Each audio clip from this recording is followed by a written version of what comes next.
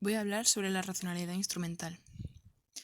La racionalidad instrumental es el nombre que recibe el uso de la razón, que consiste en determinar cuáles son los medios necesarios para conseguir un fin cuando el ser humano busca satisfacer sus necesidades, sabiendo que este fin o objetivo tiene prioridad frente a esos medios. La razón instrumental se basa en la idea de la utilidad, es decir, de acuerdo a estos razonamientos, el valor de las cosas radica en aquello para lo que sirven. Si una cosa no sirve para nada, no tiene utilidad, carece de valor desde la perspectiva de la razón instrumental. Por poner un ejemplo, si yo quiero comer sopa, no la haré con un tenedor, obviamente, porque es inútil, sino que usaré una cuchara, que es el instrumento habitual para comer sopa. El creador de este concepto es Max Weber, un sociólogo de la segunda mitad del siglo XIX que decía que había varios modelos de racionalidad, es decir, diferentes usos de razón. Max Weber tiene un libro llamado Ética protestante y capitalismo, donde aplica la teoría de la racionalidad instrumental y explica que el capitalismo se desarrolla y funciona mejor en los países protestantes.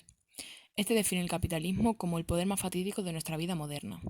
También Weber crea un concepto llamado espíritu capitalista para denominar un nuevo estilo de vida sujeto a ciertas normas. Para Weber, la racionalidad se inscribe en el concepto de acción social. Esto se define como toda acción que tiene un sentido para quienes la realizan y que afecta a otros. Este sociólogo alemán distingue distintas formas de acción social: la tradicional, basada en las costumbres; la afectiva o emocional; la racional, con arreglo a valores que, además de conseguir un fin, se guían por principios o normas morales; y la razón que nos interesa, la racionalidad instrumental, que son acciones destinadas a conseguir un fin racional que se adecúa del mejor modo posible a los fines, sin atender ni a principios ni a consecuencias perversas.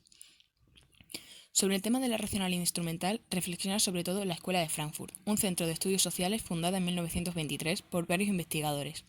Explicaban esta teoría con un objetivo, que era analizar los fenómenos sociales y políticos presentes en la realidad.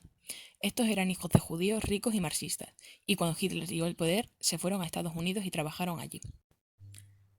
La reflexión que presentan en la teoría crítica considera la racionalidad instrumental como imperante y destructiva en los siglos XIX y XX. Este grupo de pensadores tenían en común tres puntos de coincidencias que hacían que los considerásemos una escuela de pensamiento.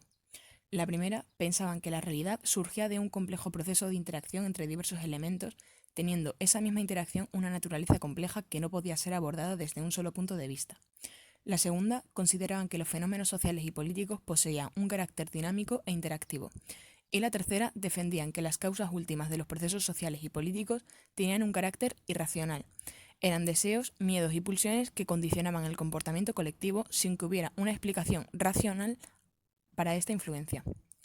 Estas coincidencias fueron el punto de partida de un proyecto de investigación colectivo que tuvo como objetivo conocer las causas y los procesos que condicionaban el funcionamiento de la sociedad.